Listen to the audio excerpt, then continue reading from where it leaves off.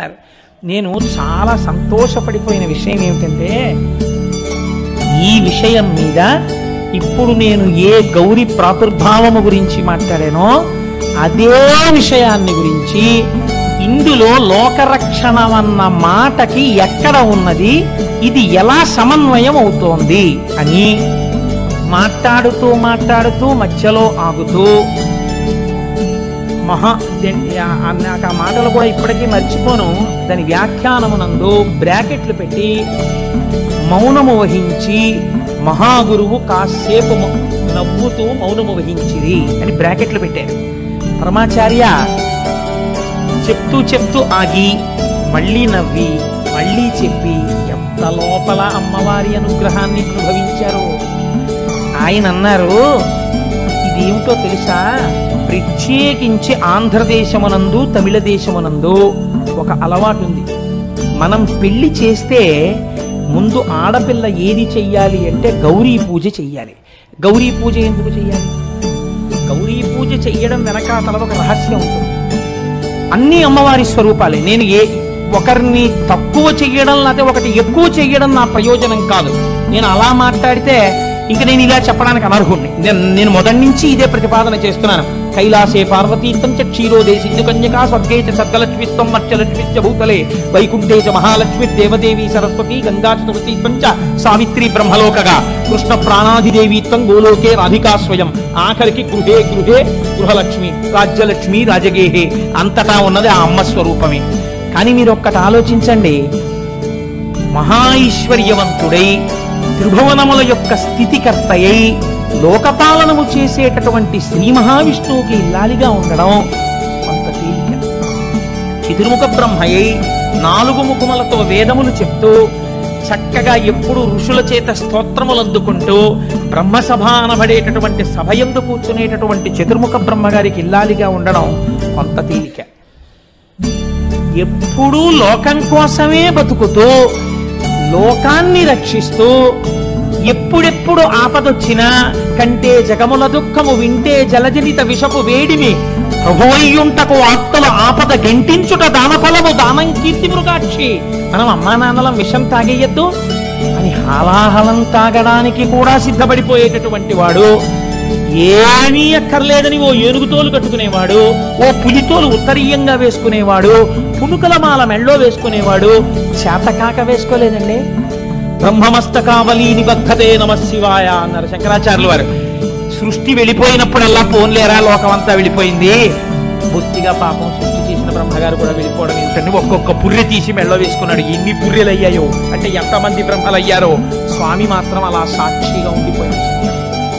కాబట్టి ఇంతటి పావనమూర్తే లోకం కోసం ప్రవర్తించేటటువంటి స్వభావం ఉన్నవాడే. నాకు అన్నది ఆయనకి తెలియదు కదా. తల్లిదండ్రులు అన్నటువంటి వారు ఏది చేసినా పిల్లల కోసమే తప్ప వాళ్ళ కోసం అని ఉండదు. ఇటువంటి పెద్ద మనిషికి ఇల్లాలిగా ఉండడం చాలా కష్టం. ఎప్పుడూ ఆయన మనస్సుకి ప్రీతిగా ప్రవర్తించాలి. శంకరాచార్యులు వారు ఒక చోట అన్యాపదేశంగా దెప్పి పొడిచారని అనుకుంటాను. ఎందుచేత శంకరుడికి వంట చేసి పెట్టడంలో కానీ కొంచెం ఆలస్యం అయిందనుకోండి, ఆయన ఏం బెంగెట్టుకోడు. కపాలం ఒక కపాలం పట్టుకుని పక్కింటికి వెళ్ళి భవతి భిక్షాందేహి అంటే ఆది భిక్షు. అదేమిటండి అంటే ఆవిడ వంట ఉండలేదని కదండి దాని అర్థం.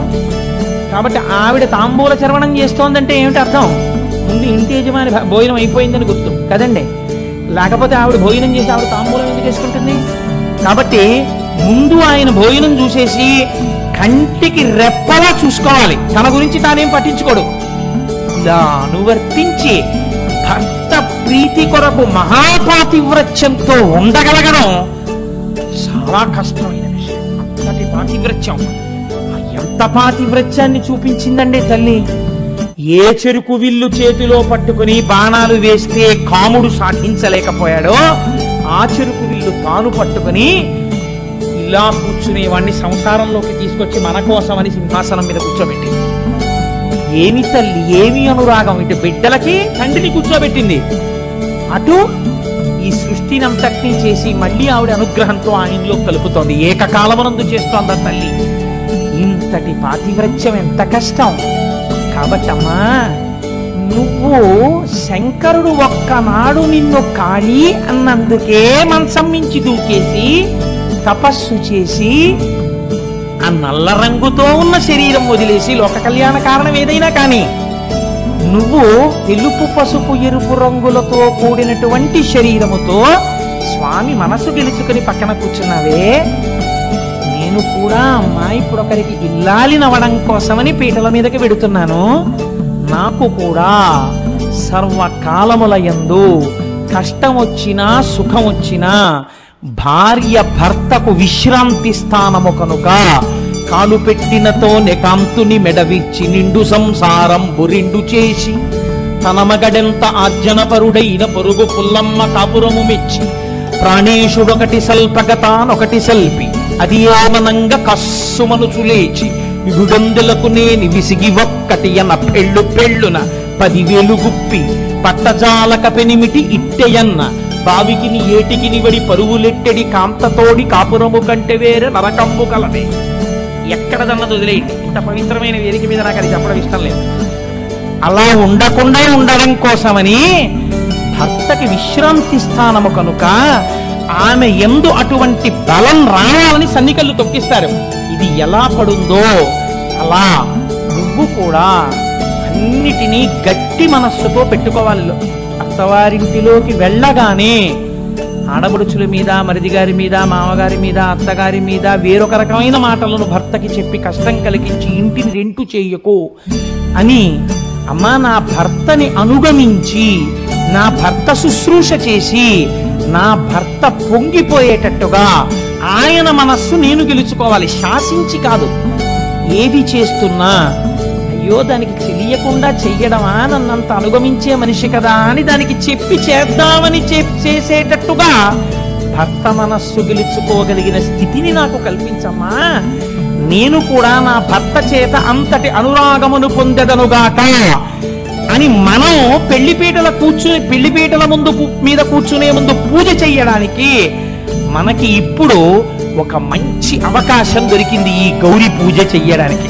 ఏ అమ్మా నీకంత కోరికుంటే సనాతన దంపతులే మీ ఇద్దరు, నువ్వు ఎలా ఐదోతనాన్ని కోరుకుంటావో, నువ్వెలా పసుపు కుంకం కోరుకుంటావో, నువ్వెలా సువాసిని అర్చన ప్రీత అనిపించుకుంటున్నావో, అలాగే నేను ఒకరింటికి వెళ్ళినప్పుడు కాళ్ళకి పసుపు రాయించుకోవాలి, నేను పెళ్లికెడితే ఆ కట్టబోయే మంగళసూత్రం నా మెళ్ళో పెట్టాలి, ఎవరింటికన్నా వెడితే నా లలాటమనందుకంత బొట్టు పెట్టించుకోవాలి అన్న కోరిక నాకుంటుంది. కాబట్టి వాటికి నేను దూరము కాకుండా చూడడం కూడా నీ బాధ్యతే కదమ్మా. నువ్వు ఎలా పెద్దింటమ్మవై పసుపు కుంకాలతో ఉండి గౌరీవయ్యావో మమ్మల్ని కూడా అలా కాపాడు అని పెళ్లి కూతురు గౌరీ తపస్సు చేస్తోంది. అలా గౌరీని పూజ చెయ్యడానికి అమ్మా నీకు ఉన్నట్టే ప్రేమ మాకుండాలని అడగడానికి నీకు ఒక మూర్తి దొరికింది కనుక లోకరక్షణ దాని ఎందున్నదన్నారు పరమాచార్యులు. అలా ఎలా పూజ చేస్తావో కాళిదాస మహాకవి అనుసంధానం చేశారని వారికి వారు సాటండి మహానుభావుడు పరమాచార్య స్వామి అంటే. ఆయన అంటారు ఒక చోట, ఎప్పుడైనా మనం ఆ అమ్మవారికి పూజ చేస్తే గౌరీ పూజ తప్పకుండా 2 పదార్థములు లేకుండా ఆడపిల్లలతో పూజ చేయించవద్దు అన్నారు.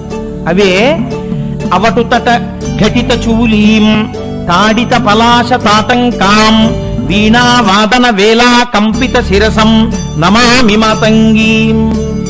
అవటు తట ఘటిత చూలీం తాడిత పలాశ తాటంకాం. అమ్మవారు తాటి చెట్టుకి ఉండేటటువంటి ఆకు యొక్క ముక్కలను తన యొక్క కర్ణాభరణములుగా ధరిస్తుంది. అందుకే తాళ వృక్షము తాళి అన్న మాటతో పూర్వము మంగళసూత్రము కట్టేటప్పుడు దాని యందు కూడా ఒక పచ్చి తాటాకు పెట్టేవారని. అసలు పూర్వకాలంలో కర్ణాభరణములుగా తాటాకులే పెట్టుకునేవారని, తాటి ఆకు నల్లపూసలు అక్కడ పెట్టకుండా గౌరీ పూజ చేయించవద్దని తల్లిదండ్రులందరూ గౌరీ పూజ చేయించేటప్పుడు అమ్మవారి పాదముల దగ్గర ఈ రెండిటినీ పెట్టి వీలైతే అమ్మవారిని అలా అలంకృతని చేసి కూతురు చేత ఆ గౌరి పూజ చేయిస్తే అమ్మవారి అనుగ్రహము ప్రసరించడం చేత ఆమె భర్తకి ఏదైనా గండం ఉన్నా దాటి ఆమె దీర్ఘ సౌమంగళ్యాన్ని పొందుతుంది అని చంద్రశేఖర పరమాచార్య స్వామి వారు మన తూర్పు గోదావరి జిల్లాలోనే అమలాపురంలో ఒక సభలో ప్రసంగం చేస్తూ అనుగ్రహ భాషణం చేస్తూ చెప్పారు. కనుక ఆ గౌరీ అనబడేటటువంటిది ఎంత గొప్పదో చూడండి. మనకి ఇప్పటికీ ఎటువంటి వారి గురించి చెప్పుకుంటామంటే లోకంలో రెండు రకాలుగానే స్త్రీ పురుషులు దాంపత్యమునందు వ్యవహరించాలి. స్త్రీ గొప్పతనమేమి అంటే ఆడది వివాహం అయ్యేంత వరకు యోగ్యుడైన పురుషుణ్ణి భర్తగా కటాక్షించమని భగవంతుణ్ణి ప్రార్థన చేస్తుంది. వివాహం అయిపోయిన తర్వాత భర్తయే పరమాత్మ అని ఉపాసన చేస్తుంది. పురుషుడు రెండు చెయ్యాలి. ఒకటి గురువుని ఉపాసన చెయ్యాలి, రెండు పరమేశ్వరుణ్ణి ఉపాసన చెయ్యాలి. ఈ రెండిటి యందు వైక్లభ్యము పనికిరాదు. గురువుని ఉపాసన చేసేటప్పుడు గురువు గారి దగ్గర నువ్వు నడువడి నేర్చుకోవాలి, గురువు గారికి నువ్వు నడువడి నేర్పే ప్రయత్నం చేయకూడదు. అలాగే ఈశ్వరుణ్ణి నువ్వు స్తోత్రం చేసేటప్పుడు ఆయన వలన నేను అనుగ్రహింపబడుతున్నాను, నా యొక్క సంకల్ప బలమునకు భగవంతుని యొక్క అనుగ్రహము కూడా తోడవ్వాలన్న భావన పురుషుడి యందు ఎప్పుడూ ఉండాలి. ఇదే సీతమ్మ తల్లి అడుగుతుంది సుందరకాండలో, కశ్చిత్ పురుషకారంచ దైవంచ ప్రతిపద్యతే అని అడిగింది. ప్రయత్నమును దైవముతో విడిచిపెట్టకుండా రాముడు కలుపుతూ ఉన్నాడా అని అడిగింది. ఎందుకని ఒకసారి దశరథ సంకల్పం వీగిపోయింది. రెండిటినీ సమన్వయం చేసుకుంటూ జీవితంలో వెళ్ళగలుగుతున్నాడా? ఇది మగవాడికి అందం, అది స్త్రీకి అందం. ఇటువంటి వారిద్దరూ సంసారంలో కలిసి నడిస్తే లోకానికే అందాన్ని ఇవ్వగలిగినటువంటి బిడ్డలు పుడతారు. మీరు చూడండి, నేను మీకు ఇటువంటి ఉదాహరణ ఒకటి చూపించకపోతే పార్వతీ పరమేశ్వరానుగ్రహంతో అటువంటి దాంపత్యాలు ఉండేవి అనడానికి నేను ఒక ఉదాహరణ చూపిస్తేనే నా మనసు తృప్తి పడుతుంది. భార్య యొక్క గొప్పతనాన్ని ఎవరు చెప్పాలండి? భార్య గొప్పతనం చెప్పాలంటే ఆవిడ ఇంత గొప్పది అని లోకం చెప్పడం కాదు, క్లబ్బులు చెప్పడం కాదు, సొసైటీలు చెప్పడం కాదు, బిరుదులు ఇవ్వడం కాదు, లేకపోతే పదవులు తెచ్చుకోవడం కాదు, అవి కాదు. నా భార్య ఇంత గొప్పది అని తన భర్త పొంగిపోయిన నాడు అది ఆవిడ యొక్క ఉపాసనకి భర్తని ఎంత అనుగమించిందన్న దానికి కితాబ్. సత్యహరిశ్చంద్రియంలో హరిశ్చంద్రుడు అంటాడు చంద్రమతీదేవిని గురించి, జవదాటి ఎరుగది యువతీ లలామంబుపతి మాట రతనాల పైడి మూట అడుగ తప్పి ఎరుంగదత్తమామలయాజ్ఞ అసమాన భక్తి దివ్యానురక్తి అణుమాత్రమైన బొంకను మాట ఎరుగది కలుష విహీన నవ్వులకునైన కోపం బెరుంగది గుణవితాన నితాంత ఎరులెంత తను దూరుచున్న సొంత ఈ లతాంగి సమస్త భూపాల మకుట భవ్య మణికాంతి శబలిత పాదుడైన సార్వభౌమని శ్రీ హరిశ్చంద్రు భార్య దాసిగా నీవెగొనరయ్య ధన్యులార.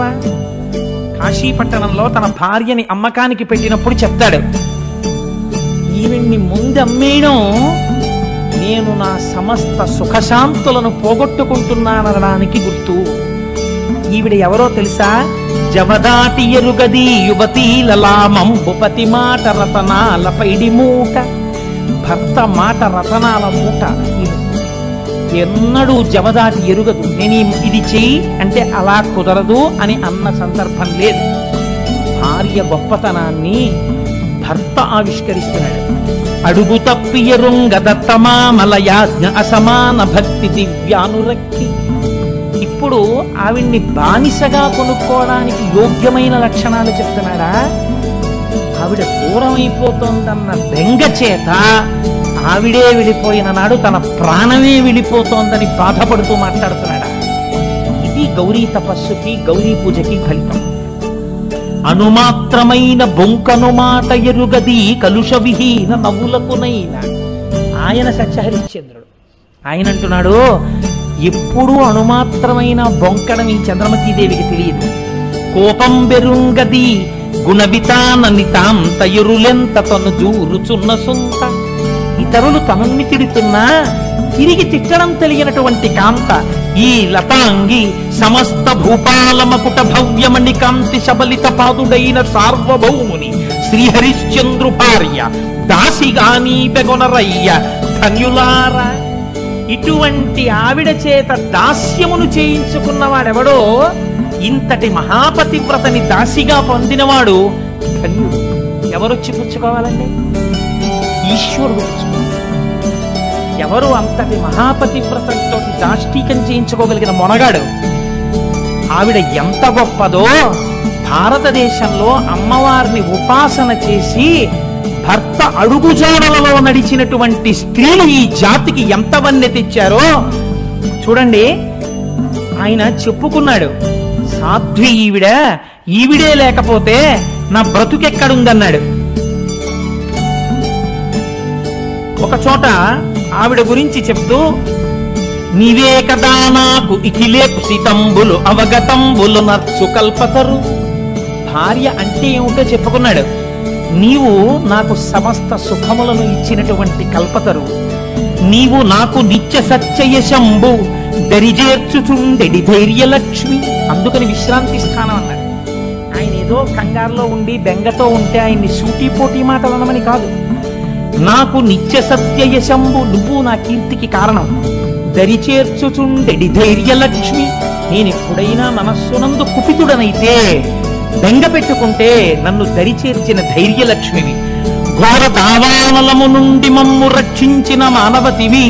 అరణ్యంలో అగ్నిహోత్రం వస్తే మమ్మల్ని రక్షించావు. మౌని రుణబాధ తొలగించి పరువు నిల్పిన ఎట్టి భవ్యమతివి.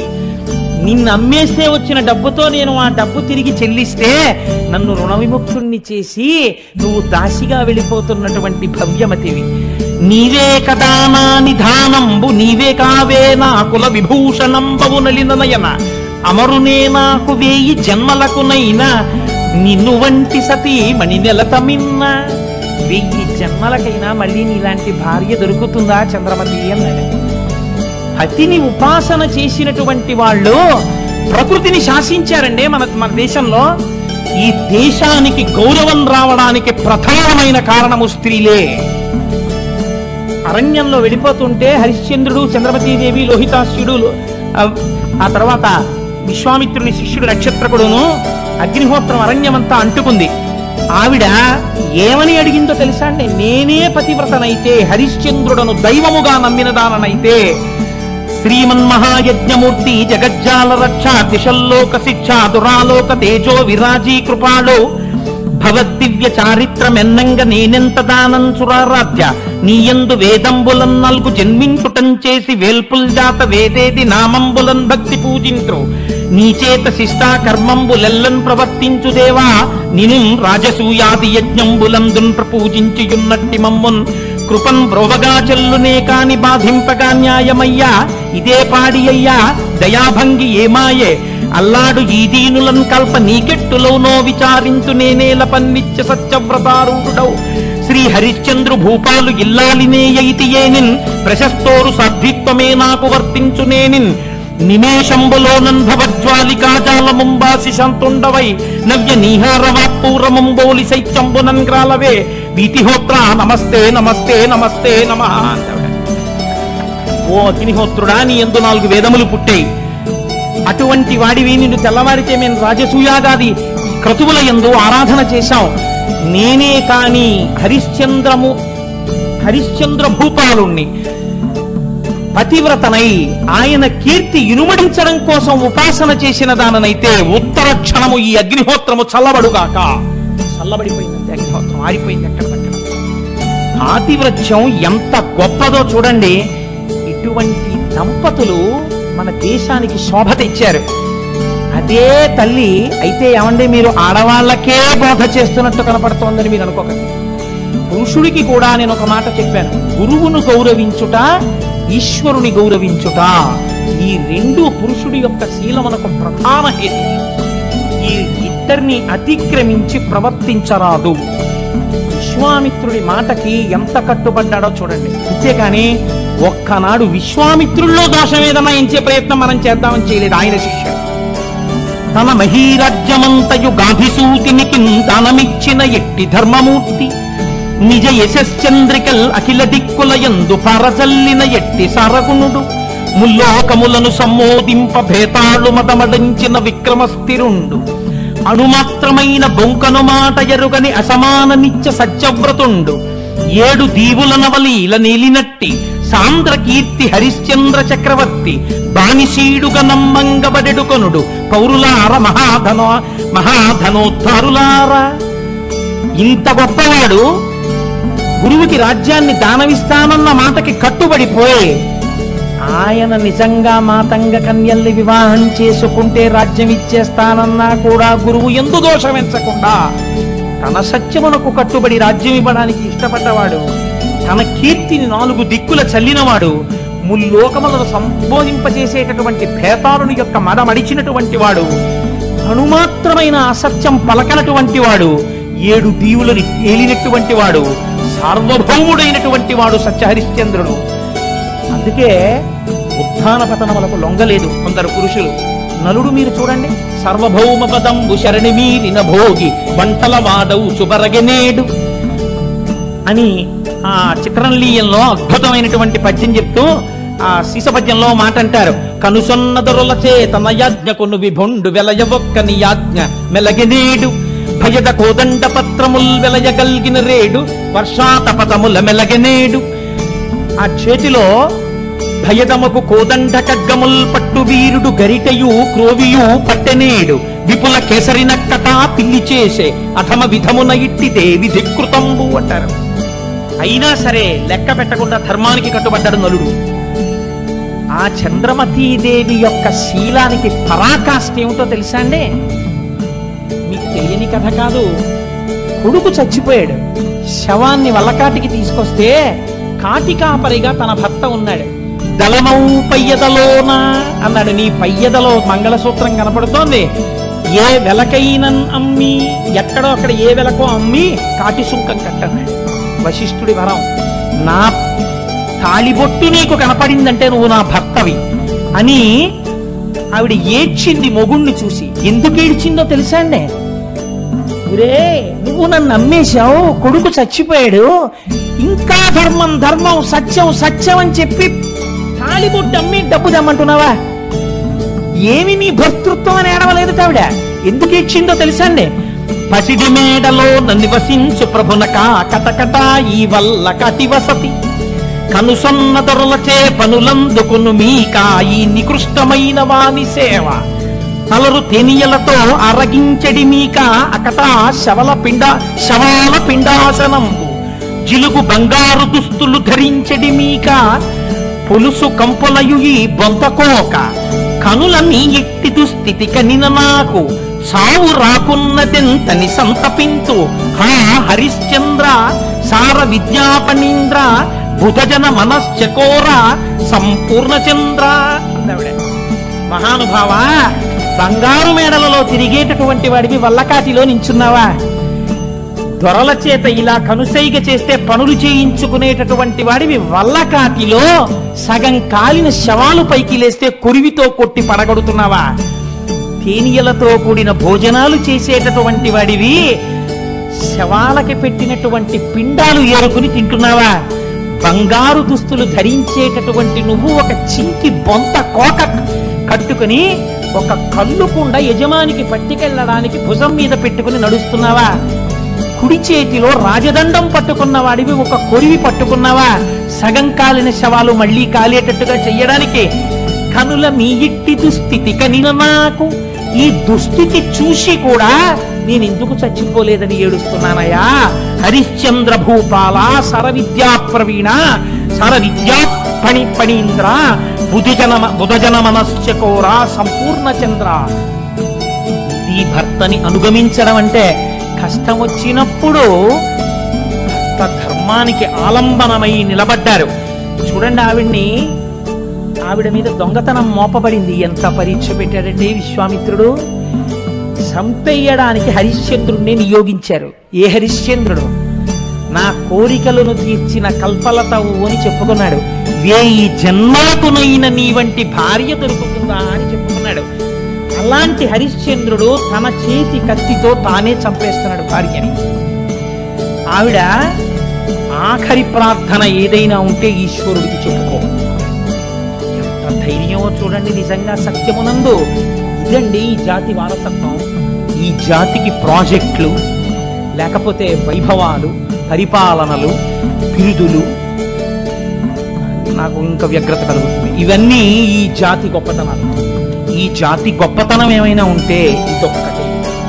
దీనికోసం వెంపర్లాడే దేశాలు, దీని ముందు మోకరిల్లే దేశాలన్నీ. ఆవిడ ఆఖరి కోరిక ఈశ్వరుణ్ణి అడిగింది. ఇది ఏ నా కడసారి ప్రార్థనము తండ్రి సర్వభూతేశ. కాశీ విశ్వనాథుడిని అడుగుతోంది.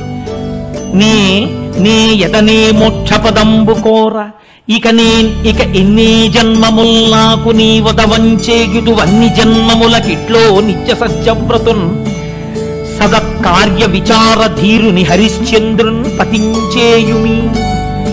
ఈశ్వరుణ్ణి ఆవిడ అడిగింది. కాశీలో చచ్చిపోయిన వాడికి మోక్షం. ఈశ్వర, నేను మాత్రం మనస్సులో మోక్షమును కోరట్లేదు. మోక్షం కోసం అందరూ కాశీ పరిగెడితే నాకు మోక్షం ఇమ్మని విశ్వనాథ మిమ్మల్ని నేను అడగట్లేదు. నాకేం కావాలో తెలుసా? నాకు ఎన్ని వేల జన్మలైనా రాని, నాకు కావలసింది ఒక్కటే. ఏమిటో తెలుసా నాకు కావలసింది? సదత్కార్య విచారధీరుని హరిశ్చంద్రున్ పతించేయుమి. ఇదిగో నా కంఠాన్ని ఉద్ధరించడానికి కత్తి ఎత్తిన నా భర్త ఉన్నాడే, ఇంత ధర్మమూర్తి, సత్యవ్రతాన్ని నిష్టగా పాటించేవాడు, ఈయనకే భార్యగా చేయి తండ్రి అంది. లోకం కోసం విషం తాగేటటువంటి మహాపురుషుని యొక్క ఇల్లాలైన మహాపతివ్రత అయిన సర్వమంగళ గౌరిగా కూర్చుంటే ఈ వంక అడ్డు పెట్టి నీ పతితో ఇంత మాట అనిపించుకోవడం ఇష్టం లేనిది నీకే కాదమ్మా, మాకు కూడా మేమలా అనువర్తించే శక్తిని మాకు కృప చెయ్యమని నీ కూతురు గౌరీదేవిని ఉపాసన చెయ్యడానికి అమ్మ నీకొక రూపం ఇచ్చిందిరా. ఇది లోక కళ్యాణం కాదా? తల్లిదండ్రులు ఇలా అయితే పిల్లలు అలా కాకుండా ఎందుకుంటారు? పిల్లలది అదే సంస్కారం అవుతుందన్నారు మా స్వామి చంద్రశేఖర పరమాచార్య. కాబట్టి చూడండి, బిడ్డలు అలా అవుతారని ఏమిటి? లోహితాశ్యుడి ధర్మనిరతి చూడండి. పావు కరిచి నోటి వెంట నురగలొస్తూ చచ్చిపోతున్నాడు. చుట్టూ ఆ బ్రహ్మచారులు ఉన్నారు. ఆయన అంటాడు, జగయ్యనని కొట్టునో గురుండట మిమ్ము ఇచటనుండక ఇంటికెగరయ్య అతి భక్తి మీకు లోహితుడంపినాడని ఈ కుశల్ గురున కందీయరయ్య సదయై నారాకెదురు చూచెడి తల్లికి నాదుగతి వచీంపరయ్య ఏ దిక్కులేక నేనే లోకమనియున్న జనని దుఃఖము బాపి మనుపరయ్య వీలుగానున్న గురు ఒప్పుకోలు మీద అమ్మనొకసారి చూచి పొమ్మందురయ్య విషము తలకెక్కె నేను జీవింపనయ్య కడకిదే మీకు నమస్కారమయ్య. మీరు